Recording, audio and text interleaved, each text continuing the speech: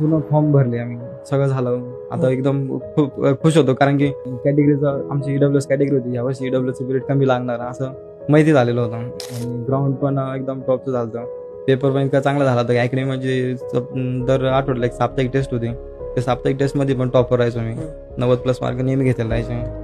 तर मग आता इतकं पक्का झालेलं सगळं, एक 100% मनाला कुठेतरी वाटायचं की आता आपण पोलीस होणारच आहे. आणि ऐन वेळेला म्हणजे फॉर्म भरले, ग्राउंड चालू होणार, त्याच्या ऐन वेळेला आधीच माझ्या पायाला थोडी इंजुरी झाली. आणि इंजुरी झाली तर माझं 41-43 मार्काचं ग्राउंड यायचं. त्या ग्राउंडवर मी डायरेक्ट 28-30 मार्कावर आलो. आणि एवढे मार्क जर 10-15 मार्क जर मागे येत असेल तर मग ते एक डायरेक्ट मनाला वाटून आलं का आपण आता संपलो, आता मेरिटमध्ये म्हणजे पेपरलाच क्वालिफाय होणार नाही. आणि त्याच्यानंतरच हे सगळं होत असताना एक अशी घटना घडली की जे आमचे वडील, त्यांना थोडं साधं जरी काही जरी आजारी जरी पडले तरी आम्हाला ते वाईट वाटणार, असं त्यांचा ऍक्सिडेंट झाला.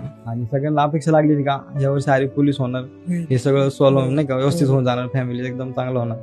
आणि मला ते स्वतः माहिती होतं की आपली इंजुरी झाली म्हणजे आपण पेपरला क्वालिफाय होणारच नाही. मग ते असं कुठेतरी मनात खटकायचं.